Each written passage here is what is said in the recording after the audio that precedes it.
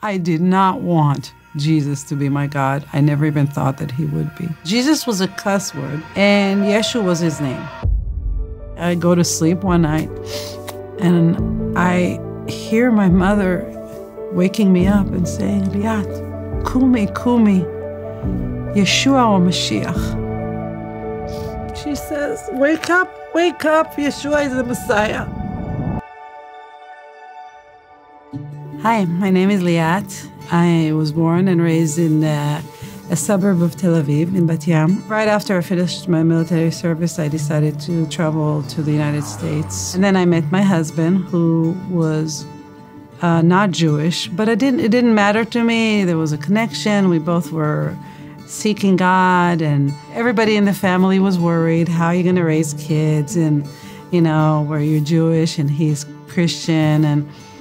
But I was very stubborn, and I was convinced that you can do it if in a spiritual way, where we just both respect each other's holidays and each other's practices and all that. He really respected, my choice to seek my spiritual roots and to understand them. Our son was turning 13, and I really wanted him to be bar mitzvah. So the only place that let us have his bar mitzvah was an Orthodox Jewish organization. And they were so sweet, and they were so welcoming, and I thought maybe that's what I need to do.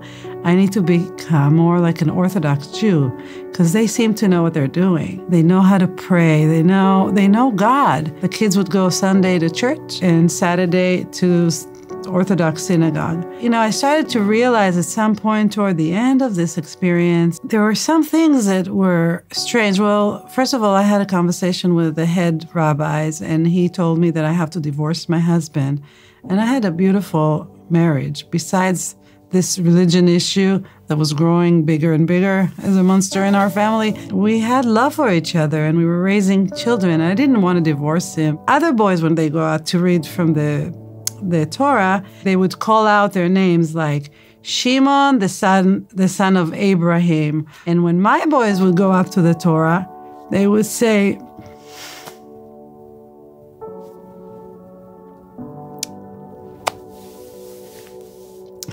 Noach Eliyahu, the son of Liat. Slowly I realized that as far as they're concerned, Greg, my husband, doesn't count as their father, and that was very hurtful. I went to Judaism to find God, and I didn't find him through all these rituals. And so I had this voice telling me, this is not God. And I love my people so much, and I wanted to belong to them so much. But I had a feeling, and I knew that I'm never going to be in a place where the father of my children is not welcomed. So I still needed God. I did not want Jesus to be my God. I never even thought that he would be. So I developed this other God. I said, okay, I'm going to have something spiritual. It would be love, justice, honesty, and beauty. I really try to convince myself that that's going to be my God.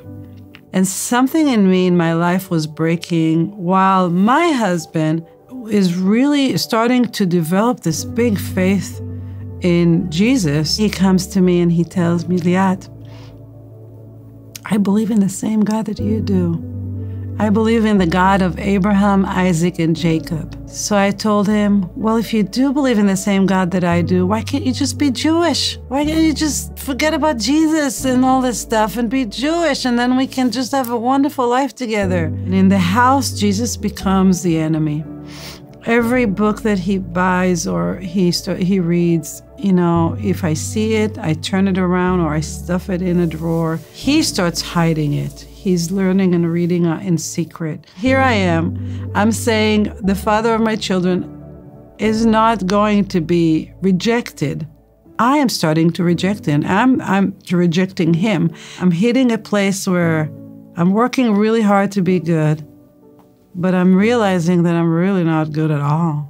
That God that I invented is not saving me. I need someone to save me from this, and I don't know how. And I'm breaking down. I go to sleep one night, and I hear my mother waking me up and saying, Liat, kumi, kumi, Yeshua or Mashiach.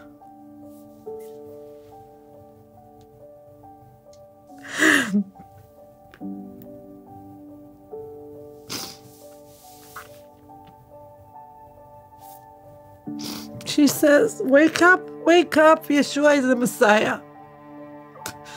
That morning I woke up, something changed me. That was not a dream. I know it was not a dream because first of all, I didn't know who Yeshua was. I never heard that name. But I know she was talking about Jesus for some reason. I didn't know who was it.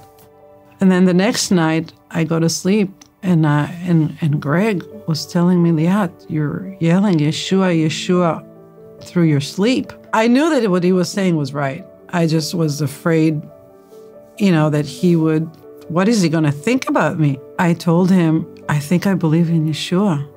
The next night, I went on my knees and I said, Abba, Adonai, if this is true, could you give me one more dream? I don't know. I said, could you give me one more dream? And I went to sleep and I had one more dream.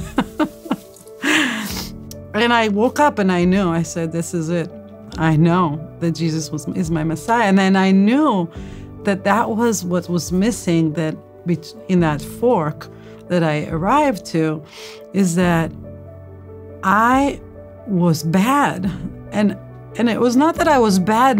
I knew that I was not a murderer. I was not a thief, but I could never be on that level that is expected of me.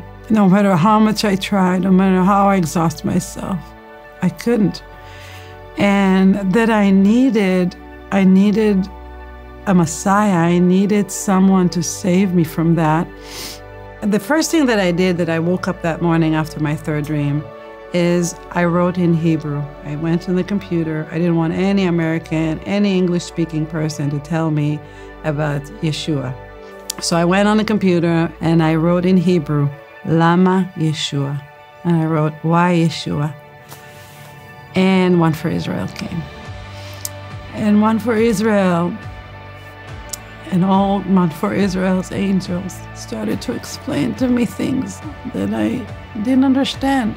One of my biggest fears was that I will lose my Judaism because I love being Jewish. They explained to me how Jewish believing in Yeshua is. And I did, for the first time in my life, I finally felt more Jewish than I've ever felt in my life. All of a sudden, also the gap between me and my husband was gone. I felt like, wow, I can see so clearly now. I was just a new person. I went to sleep hating Jesus. I woke up loving Yeshua. I don't know how to explain it.